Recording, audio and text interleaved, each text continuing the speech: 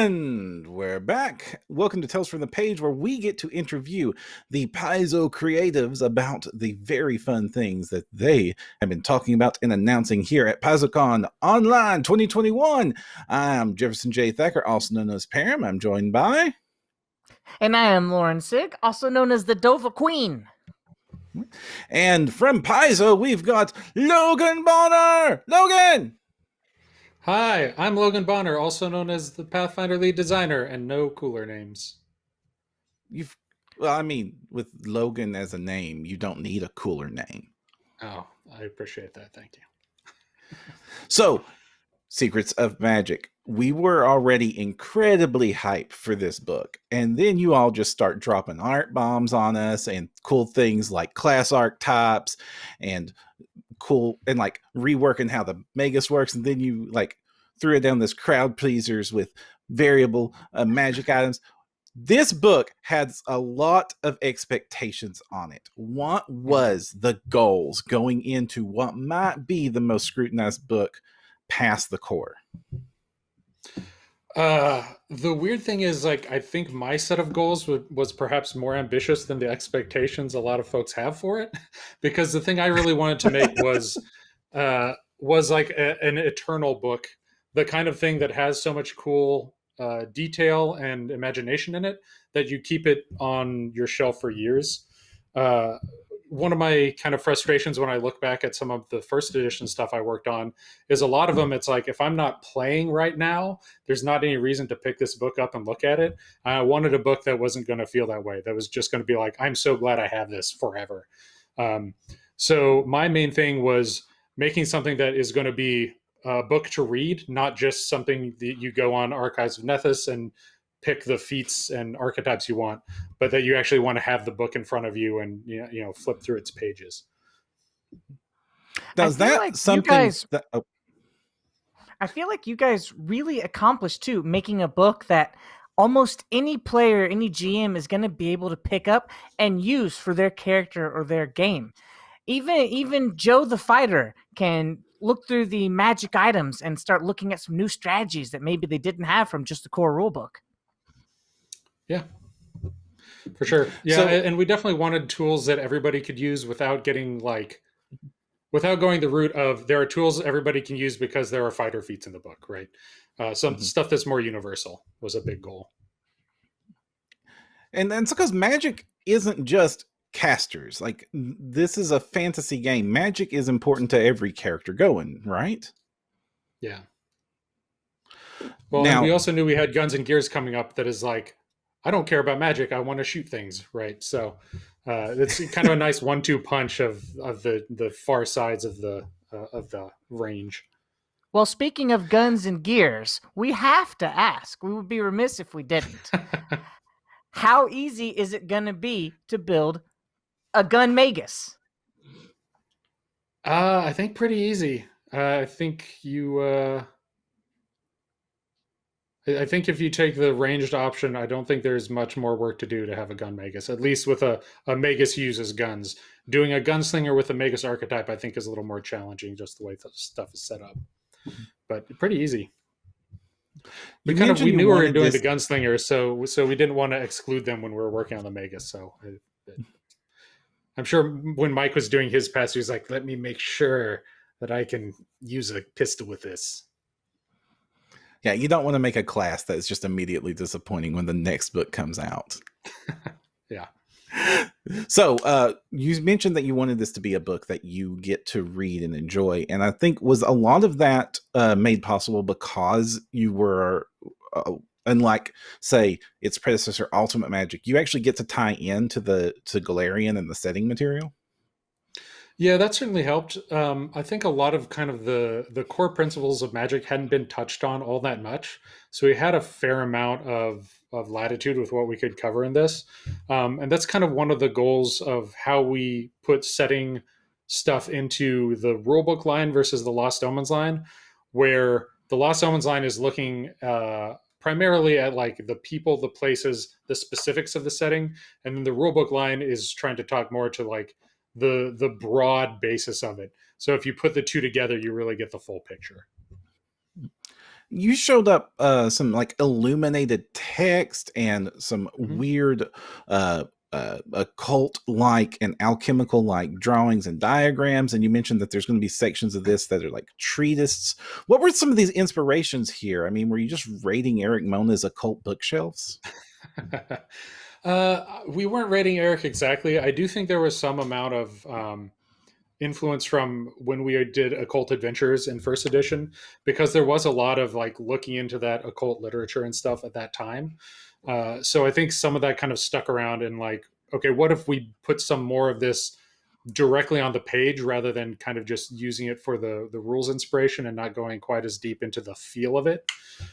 So yeah, the kind of the feel of looking into stuff that's kind of a bit beyond kind of normal human understanding was a major influence on it. And then we kind of tweaked that through different lenses. So like we wanted to make sure that the divine part read differently from the occult part. And there was really a lot of variety. So you could really get yourself in the headspace of those different types of characters as you read the book. And it's funny that you mentioned occult magic, because that book was really special for Pathfinder, and really one of the books I love, because it took what was expected of psychic magic and away from some of the inspiration and trappings and some of the baggage from the previous editions of games that inspired Pathfinder. You know what I'm saying? It's not the mind psionics weren't as prevalent there. Is Secrets of Magic going to be doing anything similar to make Magic and Pathfinder its own thing instead of an also ran? I think there's some of that in just the structure we already had going in, because we had the traditions and the essences, both of which are kind of more particular to second edition Pathfinder. So there's a little more established here, so we didn't really like fully reinvent the wheel. But we definitely drew some inspirations from different angles to try to get that, get kind of the variety of magic a little more in mind for the reader. And hopefully that works out. And speaking of different angles, I mean, look at the smorgasbord that you have here. You've got shadow magic, you've got the Thessalonian magic now, you've got cathartic magic. You say blood magic was in the works, so we know that's somewhere around there. Are there any themes of magic, any concepts, any movies where magic was present, where you didn't feel like you were able to bring some of that inspiration in? That's a good question. So yeah, the starting phase of this book, or an early phase after we kind of had the main principles of it, was to kind of say, okay, how has magic been presented throughout fiction, throughout games, and what are the touchstones that we want to make sure we include? I think the main thing that is just kind of tough to do, especially on the player side, is the just really weird metaphorical side of stuff. We got in what we could, but especially like a lot of those like strange 70s and 80s movies where just kind of weird stuff is happening and it's not entirely clear its origin. I think that's the main thing that like doesn't really work very well with a little more regimented system like we have. The closest stuff we have to that is like pervasive magic and some of the leyline and true name stuff that's a little more purely story based, but that's kind of the toughest ground to tread. Something that I'm finding really interesting about this book, one of my favorite books from 3.5 was Tome of Magic. And it looks like you've taken the spirit of that and made your own thing with it, and also improved on what was a hilariously overpowered book. Hopefully this one won't be hilariously overpowered. We'll see. Yeah, I honestly, I haven't looked at Tome of Magic since I worked at Wizards, I don't think. So did you work on that book itself? No, I started, I think, right after it had come out, or like a year after it had come out, something like that. But I definitely looked at it, but I don't remember what was in it anymore. I played a Shadow Mancer, and I betrayed the party, and I won in the last boss fight. It was too strong. Who could have predicted the Shadow Mancer? You didn't even have to say Shadow Mancer. She could have been Cleric of Almade, and I'd still expect Loren to betray the party at the end. Fair enough. Now, the I believe we're talking about the different types of magic that this book's the books of infinite magic. Is that the correct of that, or am I getting that wrong? The books of unlimited magic. That's a big promise. How can you give us some examples of how, like, mechanically this might, like, adopting one of these alternate magic styles would change a familiar spellcaster type? Okay. So I think a really easy example to understand is elementalism. So say I make an elementalist druid. I can take the elementalist archetype and just have an elemental spell list instead of the primal spell list. And I get some extra benefits from doing that. And I can take an order that goes along with that. But I have kind of redefined myself specifically as an elementalist. And everything I do is about the elements.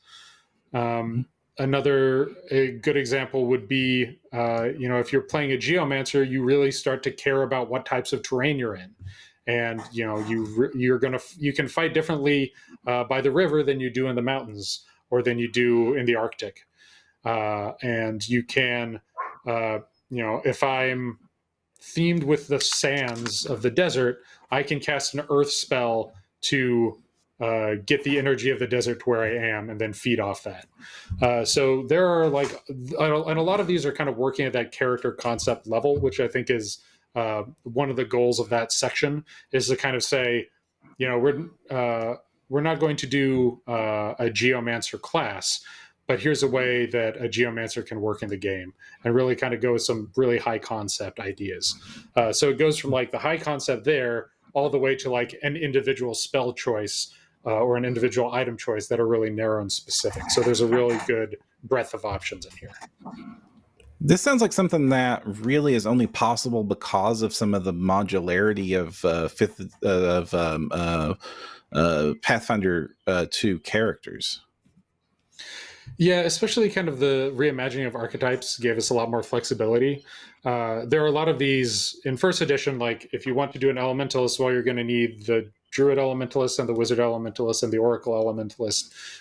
And we can just do that a lot more easily and apply it more broadly. And it's really, really satisfying to be able to do that. Again, one of the things that threw me off.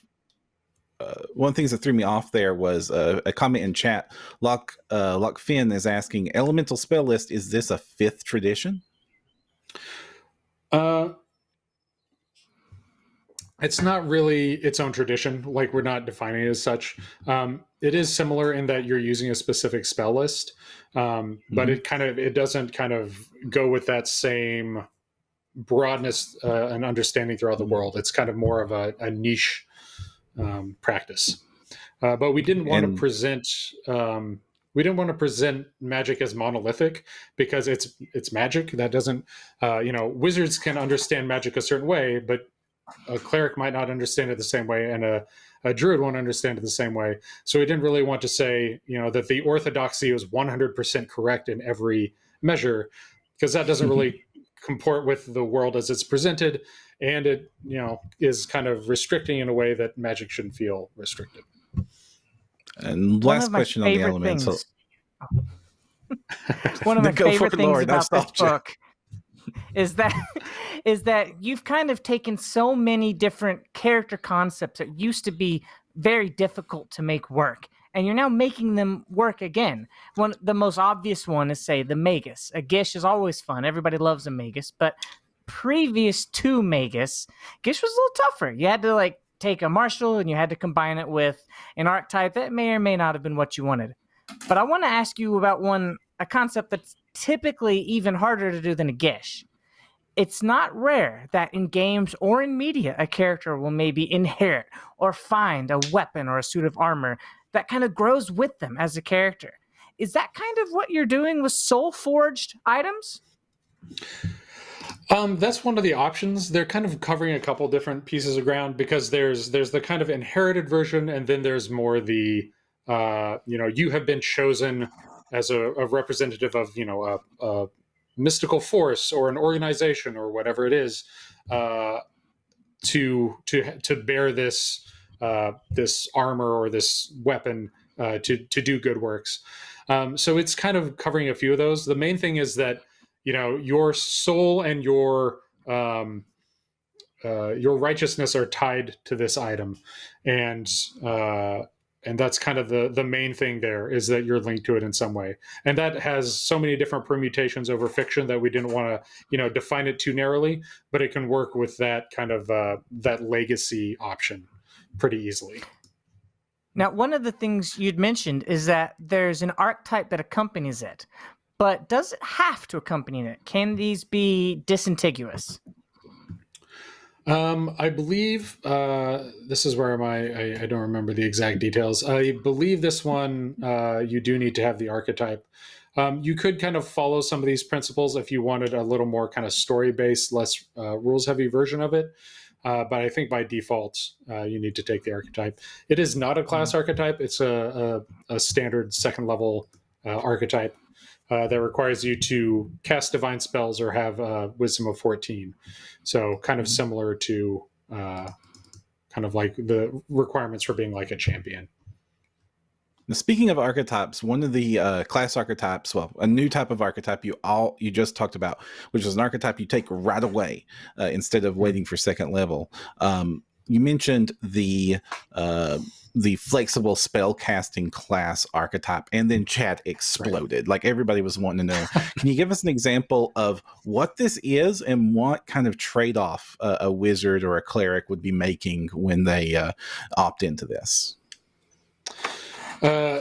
So the trade-off you're making is not as many spells per day. So instead of going to 3 spells per day from 2, you stay at 2.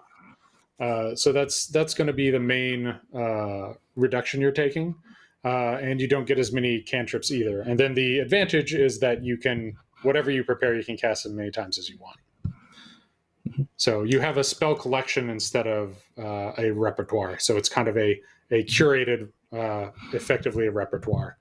But you get to mix it up more often. So that's the opt-in. You mentioned this is an archetype. Are there, like, as the character grows, does more options tie into this? This one's pretty straightforward. This one is you get this first level kind of class feature modification on your spellcasting, and then you take the dedication. This is also an archetype that you are done with 1 feat, so you don't have to kind of pay the feats to finish the archetype off like you do with most archetypes. We didn't do that very often, but this is one case where it made sense. Okay, so like something else I saw in the chat a lot. We want to know, are there any plans to bring back the Black Blade or to have it somewhere in the book? I don't believe so. I don't think that made it into this book. It'd be easy to flavor at home, though. We can easily, make a Black Blade, I think. Yeah. Are there any other class archetypes in this book, or is it just that one? There's quite a few. The flexible preparation, the elementalist. I believe the Thessalonian rune mage. Okay. Wellspring mage. A lot of about half to 2/3 of them are class archetypes. Sorry, Perram, you're never going to be able to talk on your own. Right. Don't so do it, yeah, Perram. the lag between Kentucky and Seattle is the reason that this is happening. One of the things, so that's true for like most of the alternate magic types. You're going to have like this alt-in with the class archetype. Most of the unlimited magic stuff, or maybe more like 50% have something like that. There's a lot of, it's whatever implementation made the most sense for what we needed to do.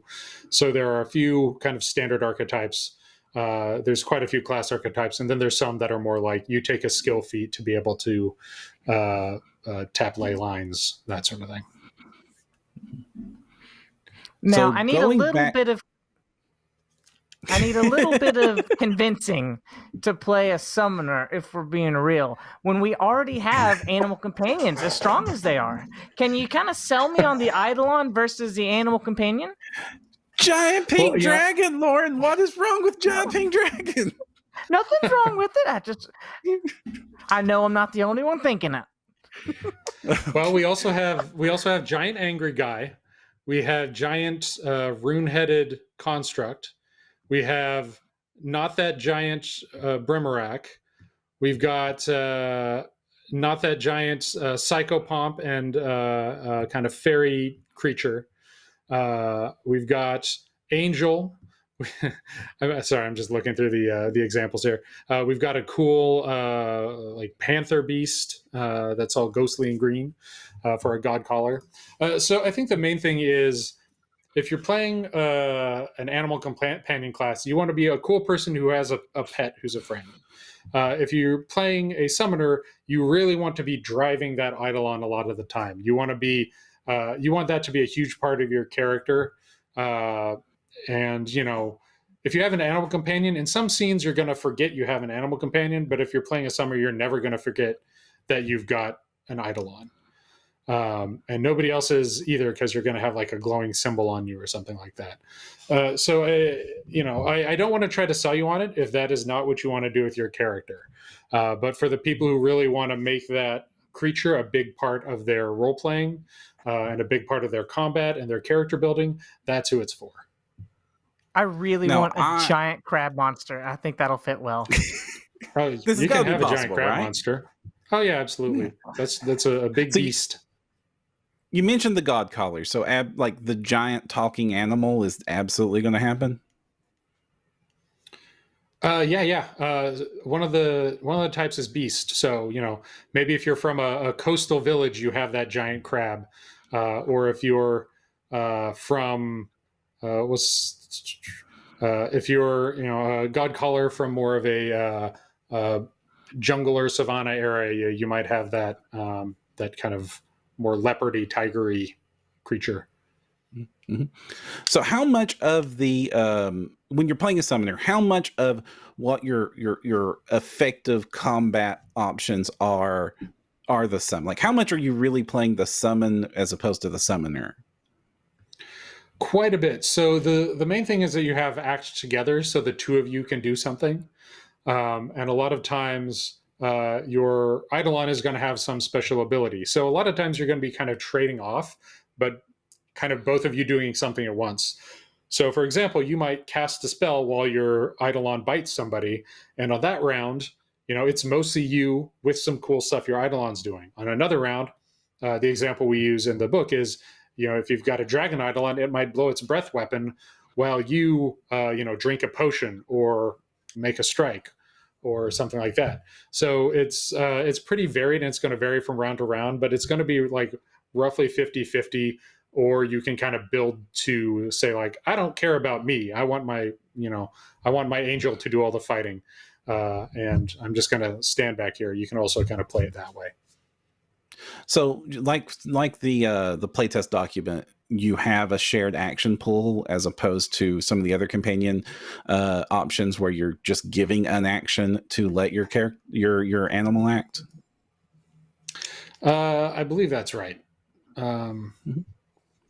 Yeah. Mm-hmm. So how is the spell casting for the summoner working here? How much spellcaster is a summoner now? It's pretty similar to the playtest. You're getting, you're kind of losing the low tier spells and keeping just the higher ones. So you're going to have 2 spells of your highest level and 2 spells of the next level down. And then, a lot of focus spells. You're still going to get your cantrips and that kind of stuff. So your number of spell slots is going to remain fairly small. Just like any other caster, you can use a staff, you can use wands and scrolls and kind of supplement your collection. But it is still like pretty limited on the total number of spell slots you have. Mm-hmm. Okay. And are they the summoner spell list? Is this like what kind of spells is a summoner going to be casting? Is it a lot of monster buffing, or are they going to be able to sideline wizard? Your focus spells are mostly going to be ones that focus on your eidolon, that boost your eidolon, give it buffs, special abilities, and then depending on your eidolon, if you've got the dragon eidolon and have the arcane list, that's going to play a lot different than if you have the angel eidolon, you have the divine list. So there's going to be a lot of variety, and it's really thematically tied to your eidolon pretty strongly. So we have all of these different kinds of ways we can cast spells now, all of these different schools of thought about magic. Can you kind of highlight some of the different ways that they'll actually play out in game? Sure. So let me go with one that's like really broad and weird, and that's pervasive magic. So pervasive magic, if you decide to use that in your world or in a region, you're kind of saying like everything here is magical. So you might have, if you're using a troll, it might be an occult troll and have a spell it can cast, even though it's mostly just a troll. It also can cast, Ray of Enfeeblement or Grim Tendrils or something like that. You're traveling through magical terrain that's, making your spells stronger, or that has an ongoing spell effect that never goes away.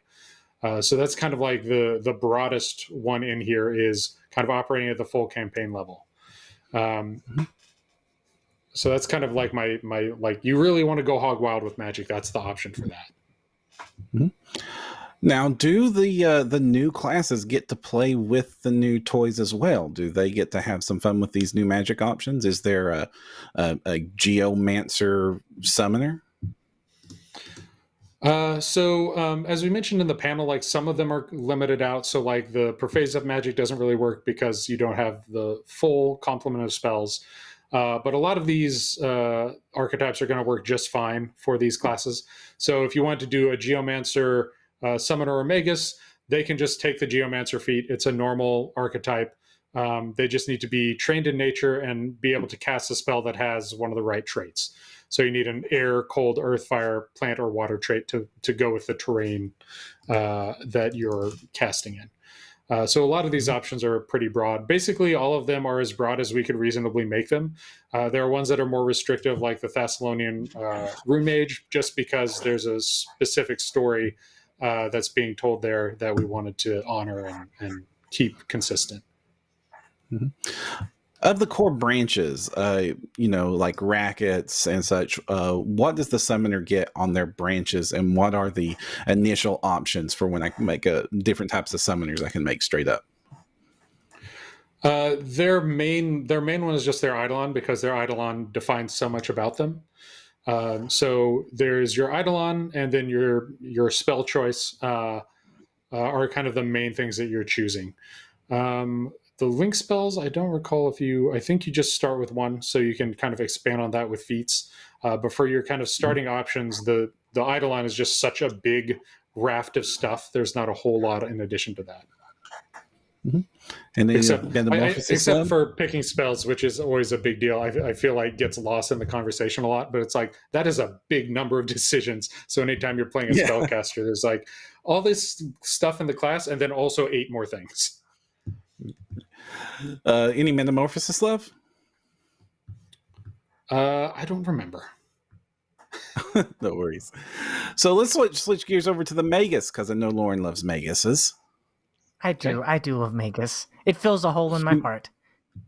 What kind of options? You mentioned there's a ranged Magus. Mm-hmm.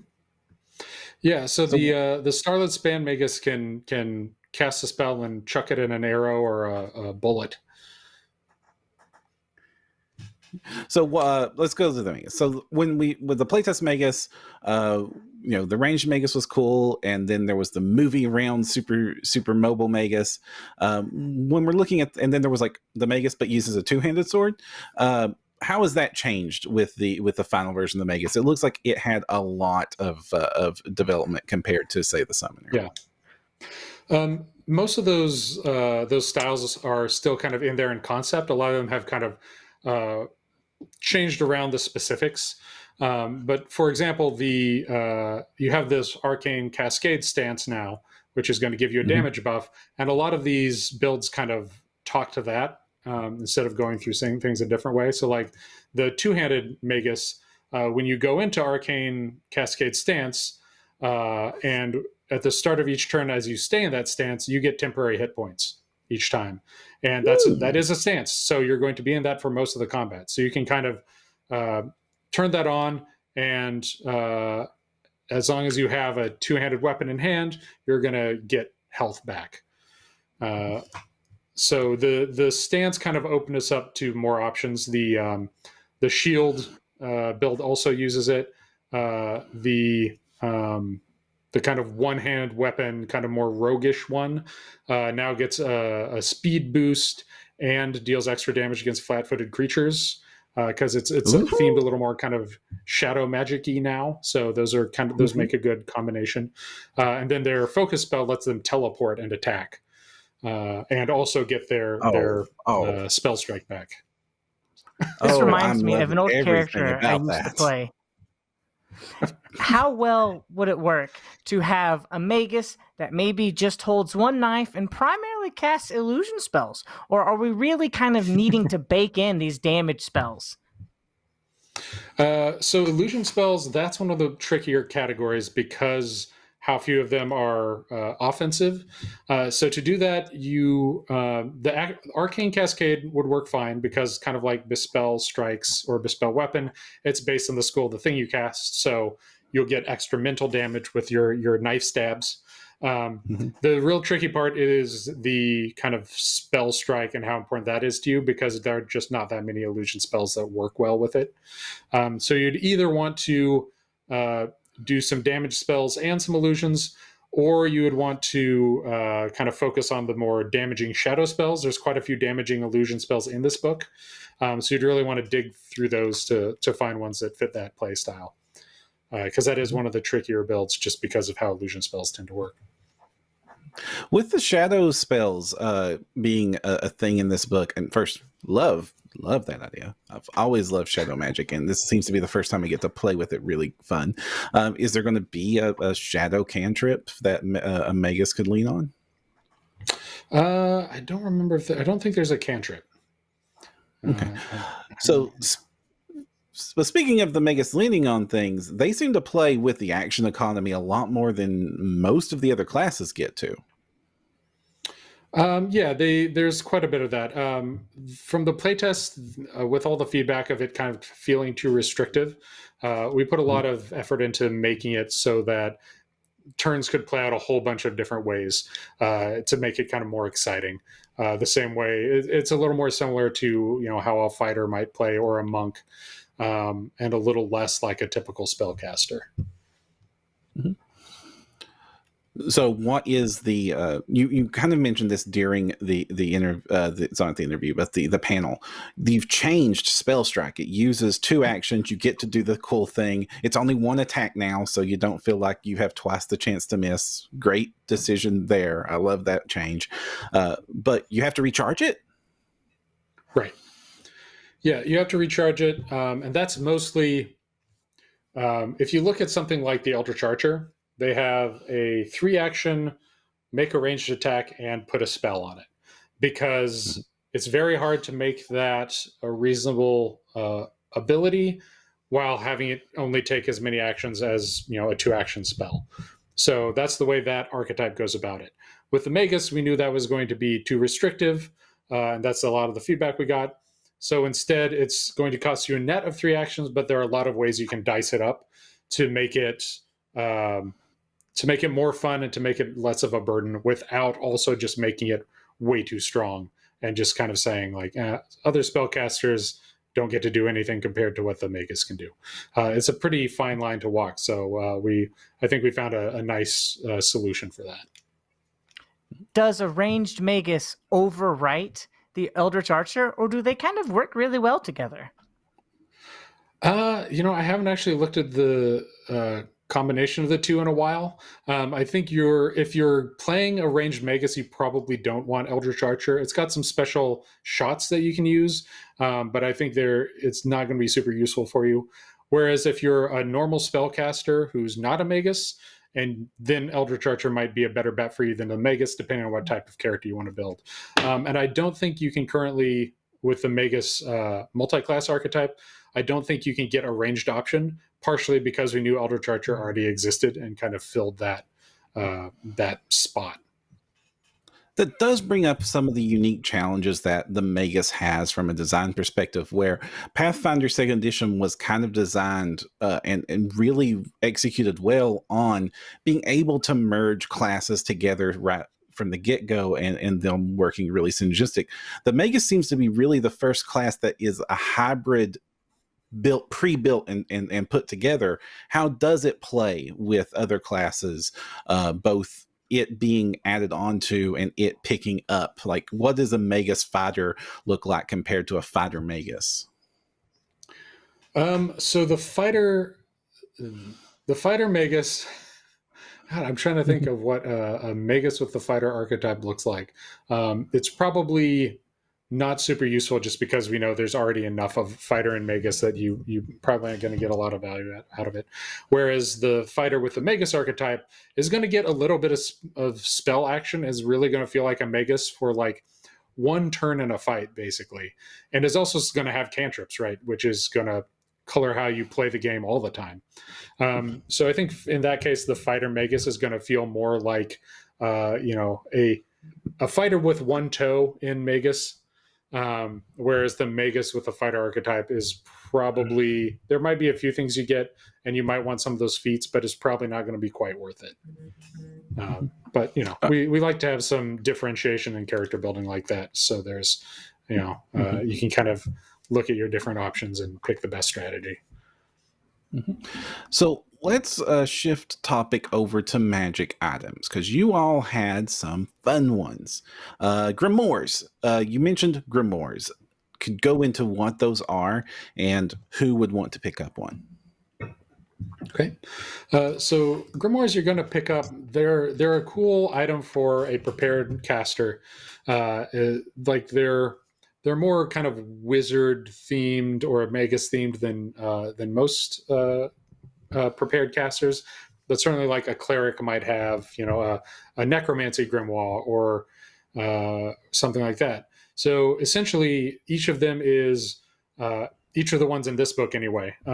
For the amount of space we had to go into them, they're all kind of specific to one school of magic, with one exception of the endless grimoire.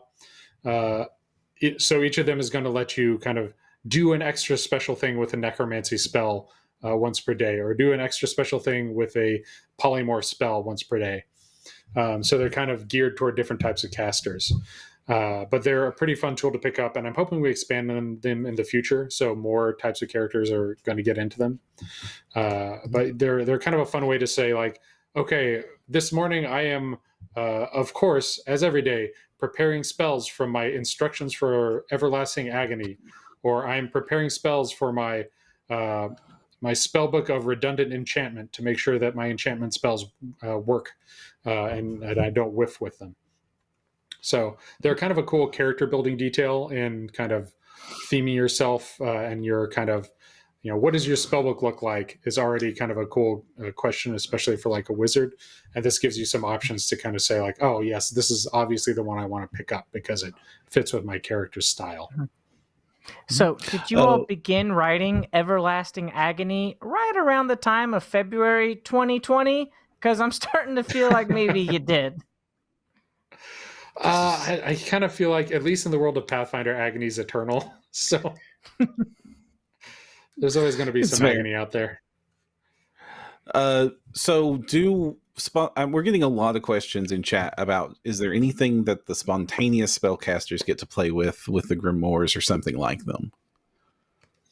No, because they're made for prepared casters. There's a lot of like, there's some stuff that's very broad, and then there's some stuff that's narrow cast. And this is one of those things that's like, this is really just for the prepared casters. Whereas like the build your own staves section in here, is going to be great for spontaneous casters.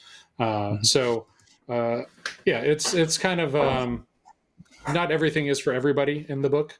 There's a lot of very broadly useful stuff, but we also want to make sure there's some things that's like, this feels really special for a prepared caster, just like Wellspring magic feels really special for a sorcerer or an oracle. Oh, go into Wellspring, because that is a cool name. So Wellspring magic, you take the Wellspring mage class archetype.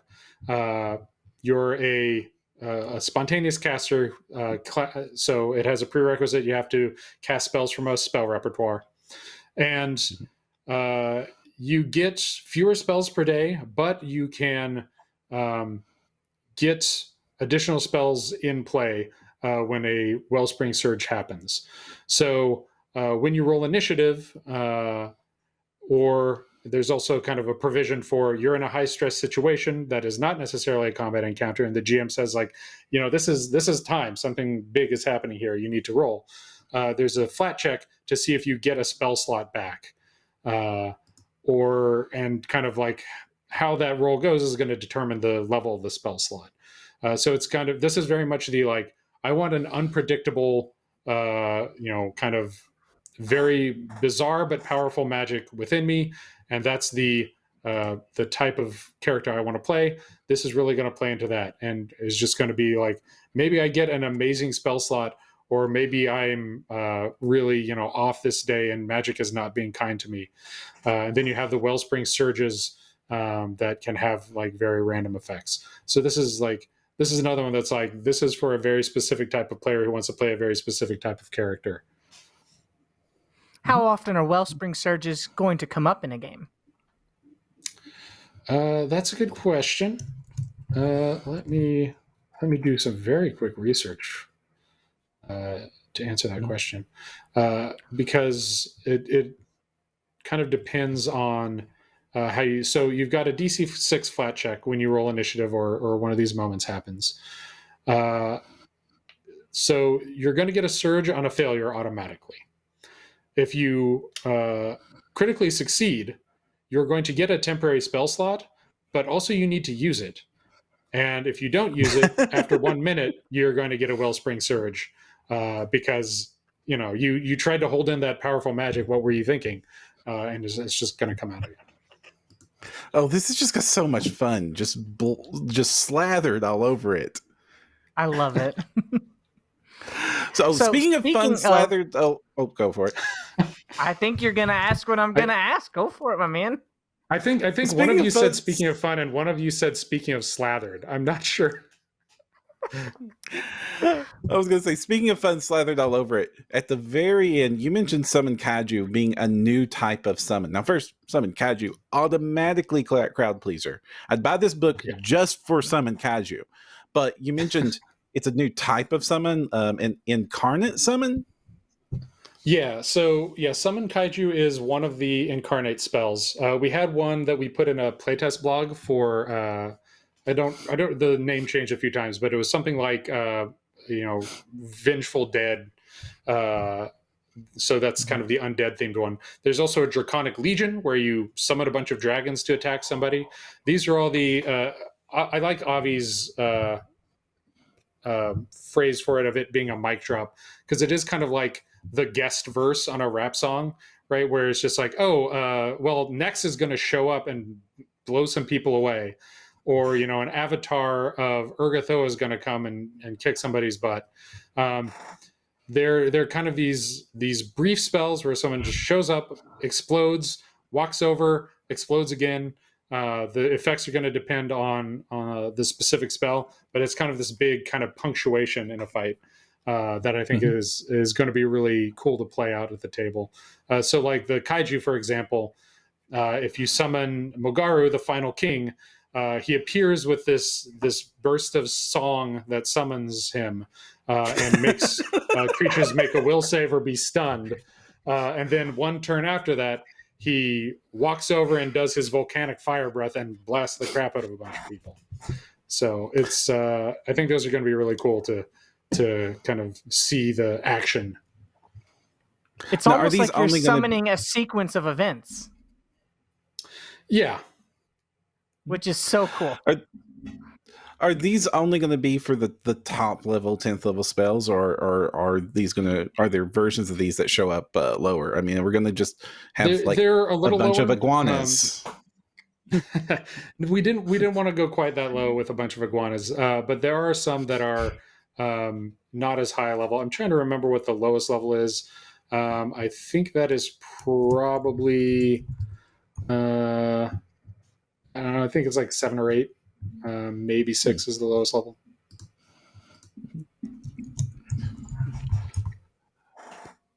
So this is a good time to point out that we are taking questions from chat throughout this. We've only got a few more minutes left, about 6 minutes left in the interview.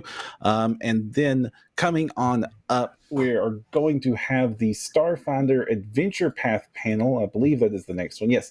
The Starfinder Horizons of the Vast, AP, Junker's Delight, and Digital Adventures, which is going to have Leo, Jason, Jenny, and Inara in it, and that is going to be a fun one, especially with all the hype that has appeared since Horizon of the Vast was announced, because nobody can say Kingmaker in space without everybody wanting to know exactly what's going on there. I mean, that was the day Starfinder was announced. Everybody's like, so when do we get Kingmaker in space?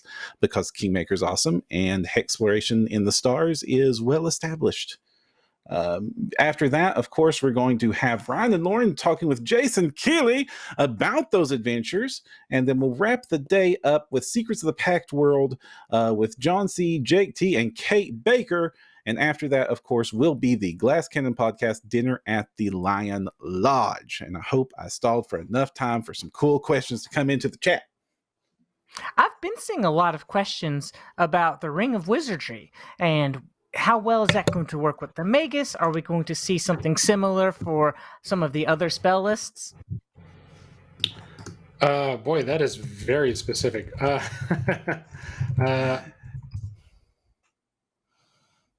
think the second you put a limit on a character, they want to get around it. They're like, oh, how do I get more spell slots? Yeah. Yeah, certainly.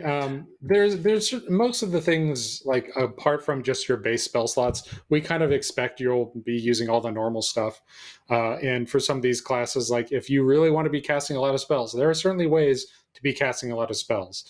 So Magus in particular might be spending, getting their weapon up and getting a bunch of extra spells, but maybe getting their AC to it's only here. I can't quite get it to be really, really good. So yeah, we kind of expect most of that's going to be, a bit of a trade-off. That actually does bring me into a question I was wondering if this book was going to have an answer for, because right up until this point, a lot of the meta for like pure spellcasters in Pathfinder is they're multi-classing between multiple spellcasters in order to get more spell slots, more spells per day, more cantrips, etc. Mm-hmm. Is there an answer in this book for, I just want to be a druid that casts more druid spells without having to also be a cleric? No, not really. Just kind of more spells.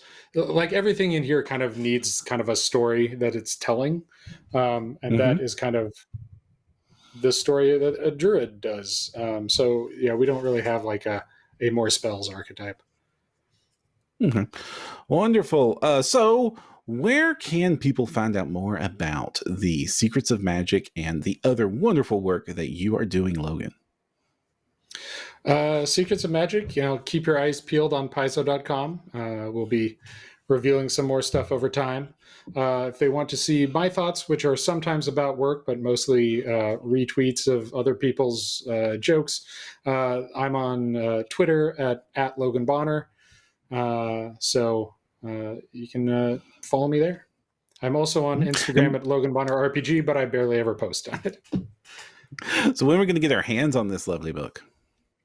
This is coming out in August. So this would normally be our Gen Con release, and this year it is our August release. All right. And one last thing. What is your favorite part of the book that you haven't had a chance to absolutely gush about so far? Oh boy, I've had a chance to gush about so much of it. I think my favorite remaining part is it's got to be in the spells, just because there are so many of them. I'm gonna say my favorite remaining part is we got some more chromatic and prismatic spells. I always kind of like just the theme of those and the look of those, and there are a few more in here, including prismatic armor, which we've got a nice illustration of. So. Some last questions from chat. We've got Shatreyu asking, did the Magus feat raise a tome survive to the final version? And if so, how has it changed? I know that was a favorite. Yeah, it was a favorite that didn't quite work with some of the mechanics. So it now works with the mechanics. It's still a level 1 feat. Gives you an AC bonus. And now that there's a shield-based build, you can use your tome for that build, and its abilities work well with that.